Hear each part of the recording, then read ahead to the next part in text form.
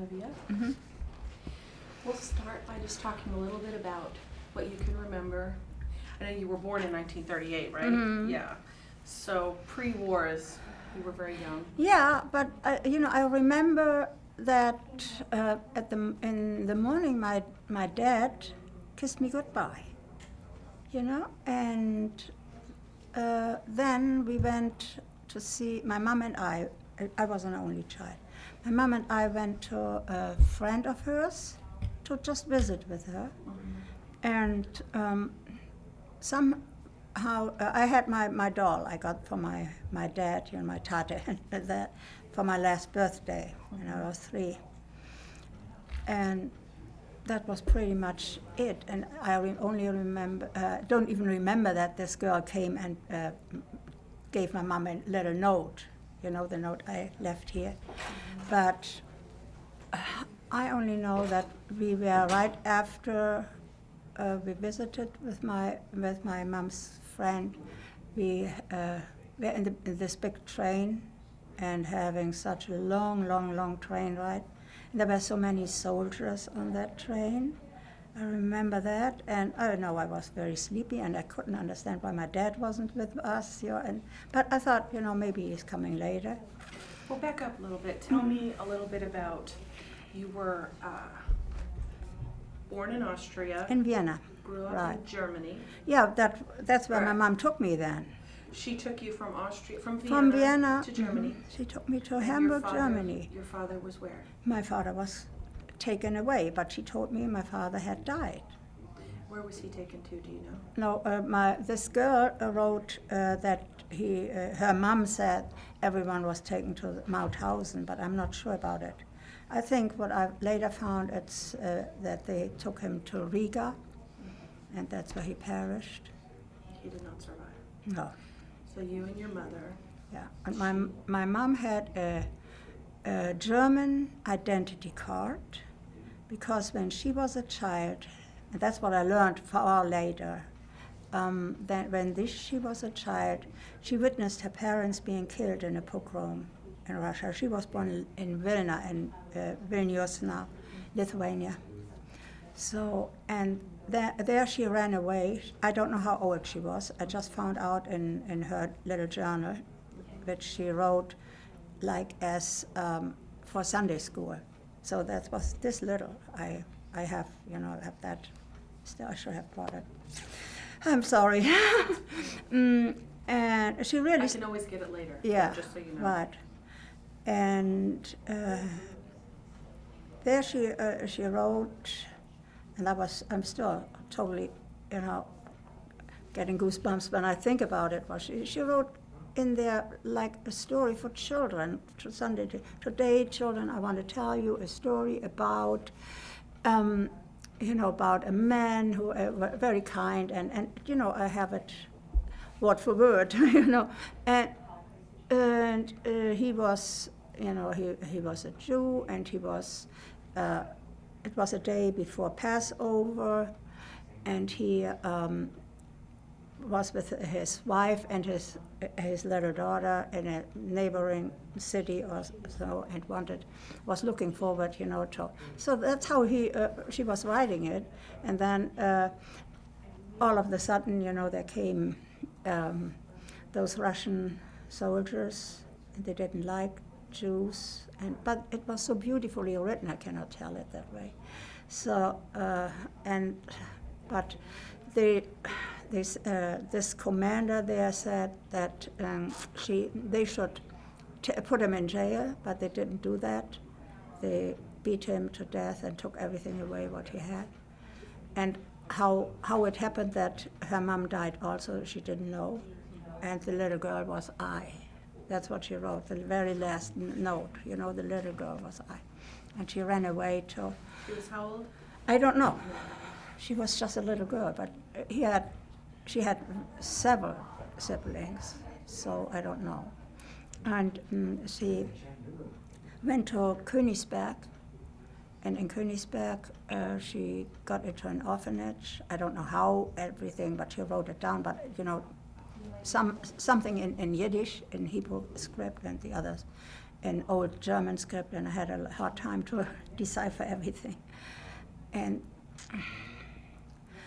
I don't know, it must have been terrible for her, because she pretended to be not Jewish, took a different name, close, but still different.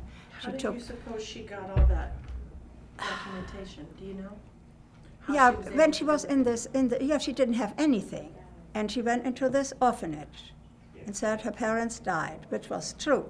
But she pretended to be non-Jewish.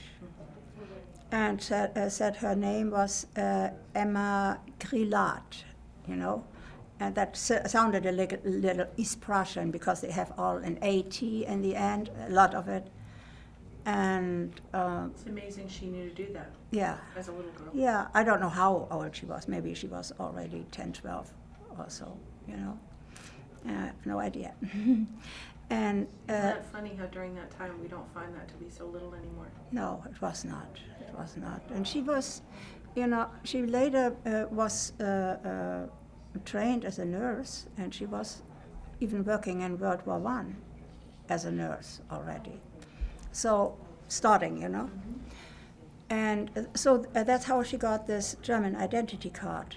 But what surprised me was that she never let go of that card. She always kept it in her purse, because that's what we had, you know, when we left. And with this identity card, she made it to get us two out of, you know, and into Hamburg, Germany, in the middle, you know, of a war. You know. So you were 3? No, I was 3, yeah. Right. When you arrived. 3.5 or something And about when you that. arrived in Germany, Mhm. your last memory of your father is Yeah. kissed in the morning. Yeah, yeah. And I remember that I had so many playmates, you know, and I thought it were cousins and so, but I probably think they were a different generation, because my parents were already old when they had me. My mom was 42, that's what she told me, you know, when she had me, and my father was 13 years older than she. So it was probably another generation, you know, whom I thought were my first cousins, but they were probably. So, but I just remember that I was so sad that none of them came with us, that we were the only ones going. And I never understood, and I always asked my mom questions after that and never got an answer. She knew, and she was always sad, and she never was, you know, somehow happy. That's why I wrote my story, you know, just to. When did your mother tell you? When did she finally? Never. She never told No, you. she never told me. And how old were you when she passed away? Oh, it was in '64. I was born in '38, so I was already, I was 27. When did you discover you were Jewish? That's then, actually. That's what I noticed, that my father definitely was Jewish, because that's when I found the note. The little note that Gisela wrote. But about my mom, I always had the suspicion, because she had some very strange habits, you know, cooking latkes in cod liver oil even. Can you believe it? That was so terrible. But she had to do something like that. I don't know. But I got every day in school, I got cod liver oil as soon as school started. And So I you were raised didn't as like a German girl. Yeah. But my mom refused to have a Christmas tree. But, you know, later, when I had asked my friends why they had a Christmas tree, and so she said, well, you know, that's just because we want to have presents, and so something like that. And then later, my mom had a little one on, you know, just on a table, but she insisted of having only 8 candles on it. Just never more, and I didn't question that. So I thought that was some. Later, I noticed why, you know. So, but it was so many things. And a cousin of mine who was 35 years older than I, it was my mom's side. She was over at our home for a while. Was watching me when my mom was working before. Or during wartime, not after war was over. And she had brought, you know, candle holder and some pictures. They're the only pictures I have, you know, I have from her. and they together did, some strange things, to me, strange things. No one else did that. And I was never allowed to have friends over or get close to anyone in the neighborhood. That was very odd, And Tell me a little bit about the day that you found out you were not a German girl, but in fact a Jewish hidden child. Yeah, I was already. 30s? I was not 30 when I found out about my father. I was not even, my mom died in 64. And I was born 38, so it was, 26. Yeah, and that was, came out more or less together, but then I thought my mom must have been too, but I never found anything. I was looking and digging and everywhere, but always overlooked this tiny little journal. It was just a black journal, this little. It fits easily in a purse. And with a beautiful writing on it, handwriting, and it was written for Sunday school. And that's how I found out. One day, that was far, far later, when I was in so much pain that I didn't know what to do. I wanted to read and wanted to look for a book of my father's. And that's what my cousin Hannah probably brought too. So you said it was written in Old German script. Yeah, this of my mom. And in to Yiddish? It was in Old German script and in Hebrew script Yiddish. Some things, only a few chapters. That she was, getting to Vienna, and so they had to figure out how everything fit together because. Do you wonder if she wrote that for you?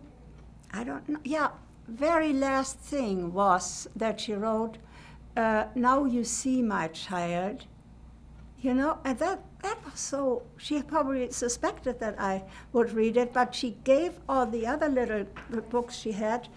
She gave them to me when I was a child and was in school, because we didn't have paper to write on in school, and she only had written on one page.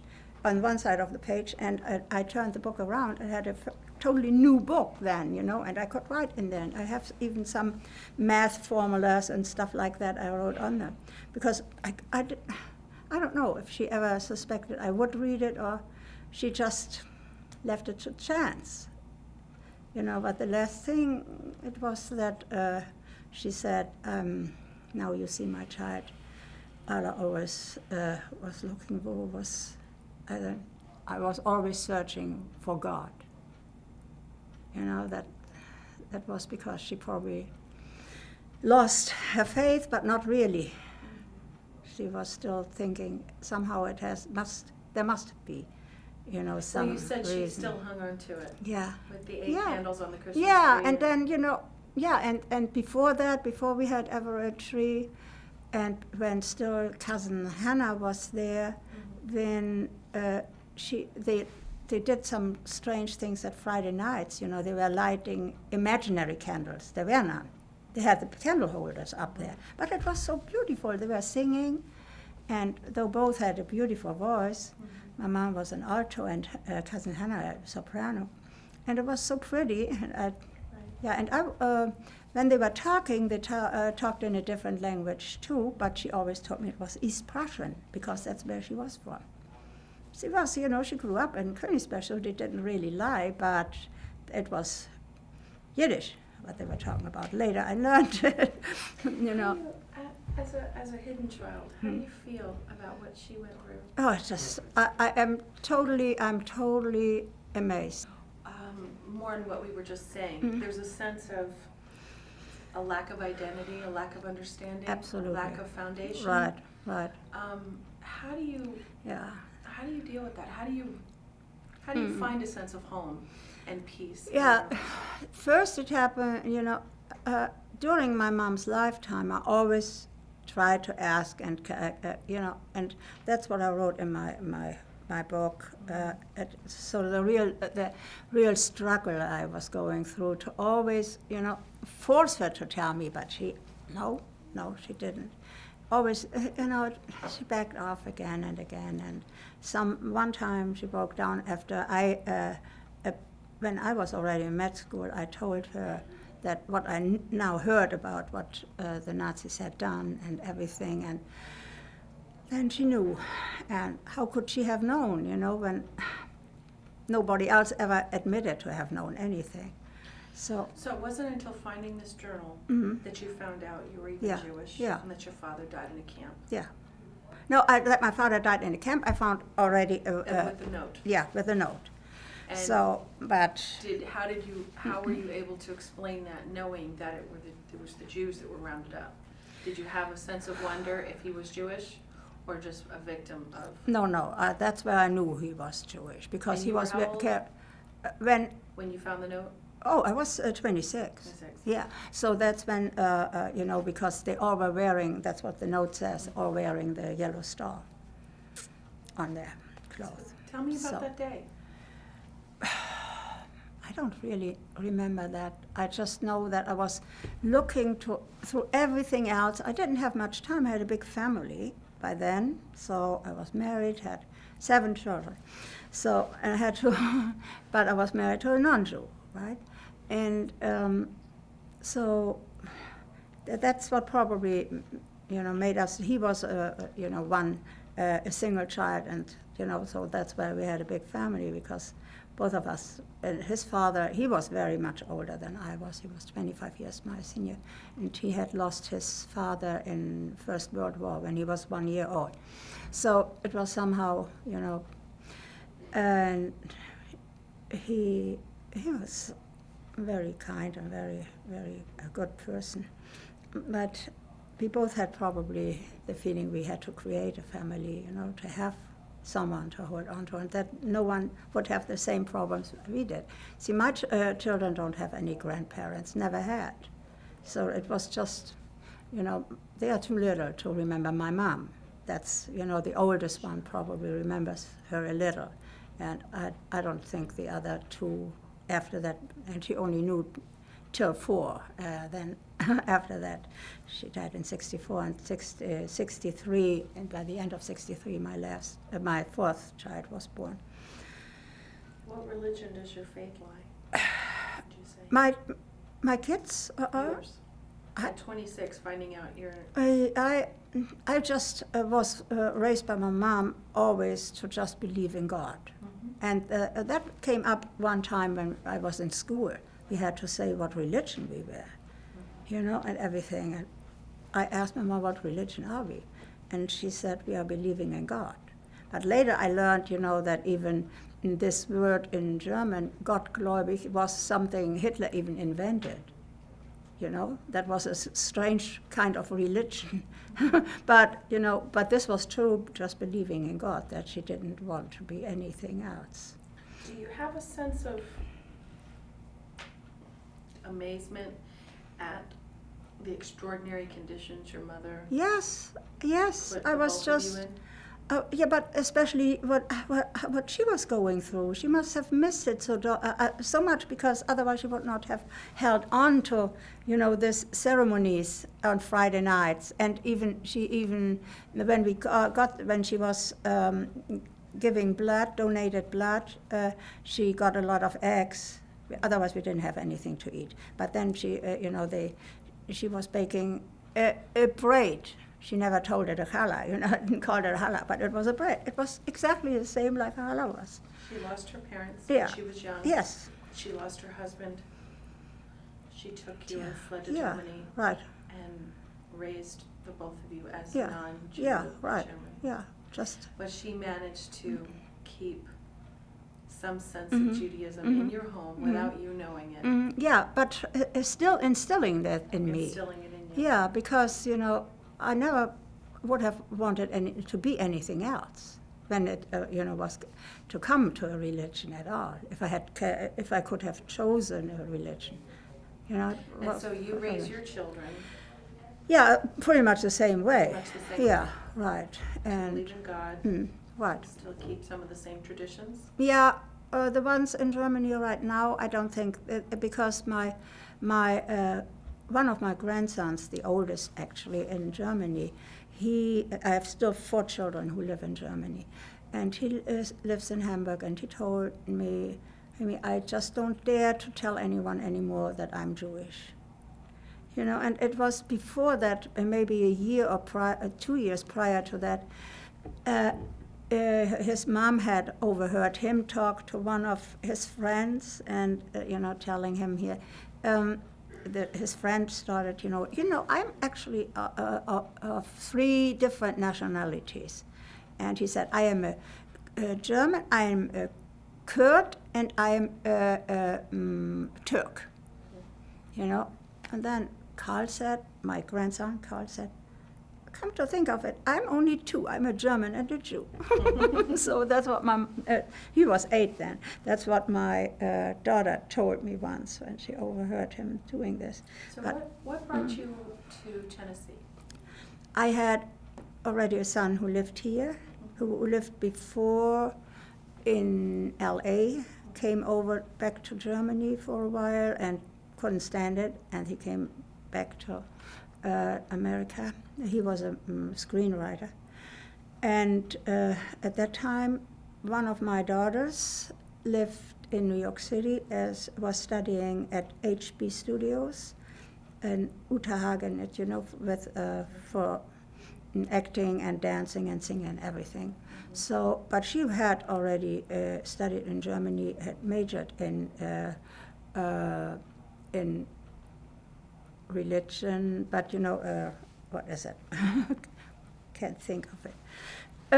All different religions and ethnology. Studies? Yeah, and ethnology. So that's what she did in Hamburg, and she came to New York, as I said, and did. So you came to Tennessee to be with your son? I was visiting with my daughter in '98 in New York, and just stayed with her for quite some time, and took my youngest daughter and my little grandson with me. And I don't know, I just had the feeling this is where I have to come back to. It was before already, when I was in LA, and I was with my husband several times already in the States before. But he died already in '75, so I had to raise 7 kids by myself. They were all little, so that was not the easiest thing. And but now, when I was visiting with my daughter in New York, I think I really want to go, and I knew that my son was here in Nashville. I didn't want to stay in New York, but I loved New York for everything else there. It was beautiful. And I went back home on November 9th. And then when, that funny thing was that the wall came down that night.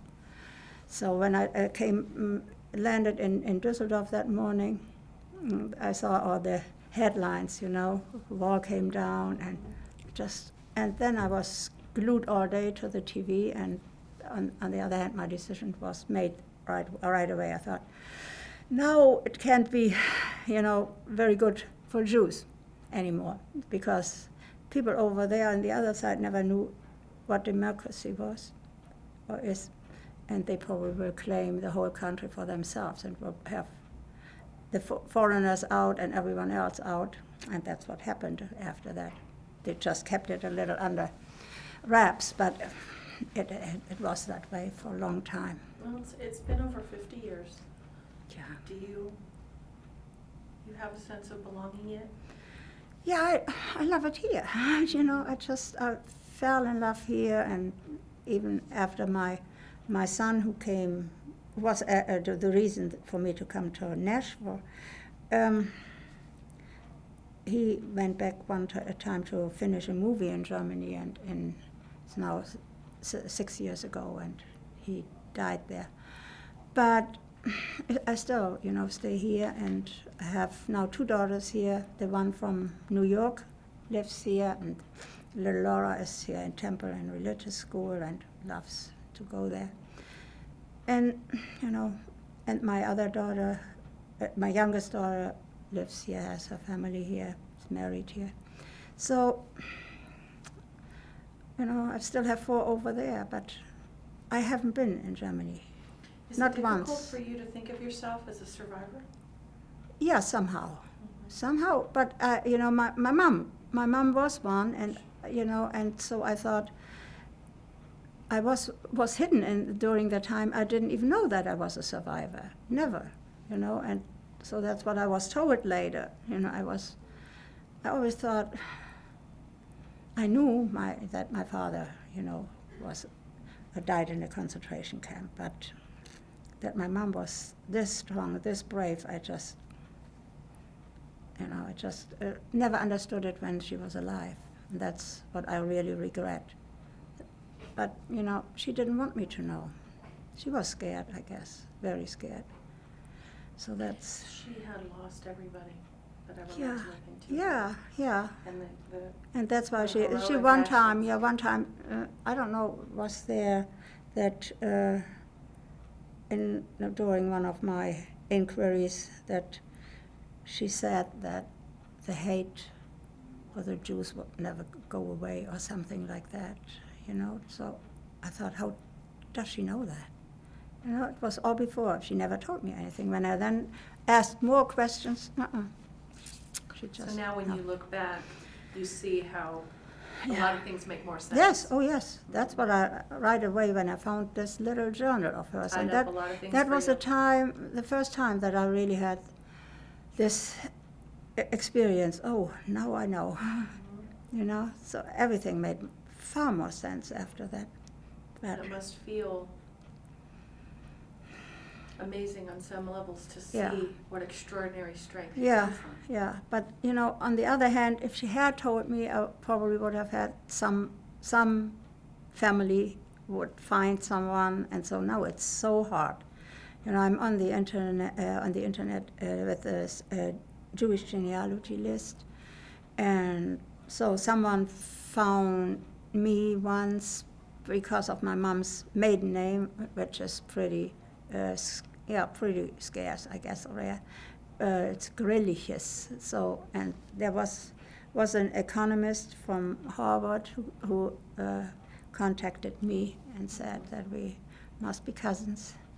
And he sent me everything about it. But, he passed away 3 years later. So I still don't have anyone. No, that's not that easy. And the children always ask, they would have loved to have... Now, they have cousins, a lot, Sure. cousins. But That's still out no. of what you created. Yeah, but even no grandparents, Mhm. no. So, and I didn't know them, so I would have loved to have. What do you, as grandparents. a child survivor, Mhm. what do you want people to know? That is terrible that it goes within. I think it's affecting so many different generations when something like that happened, or it always happened and happened again. The Nazis were not the first ones, but they did. That the most terrible job. But on the other hand, it's been all during our time. Always it has been that way, that the Jews, I don't know, when I think of all the pogroms they had gone through in Russia and then the Crusades before, I don't know why they didn't like us. So, Thank you Mm. very much. thank you.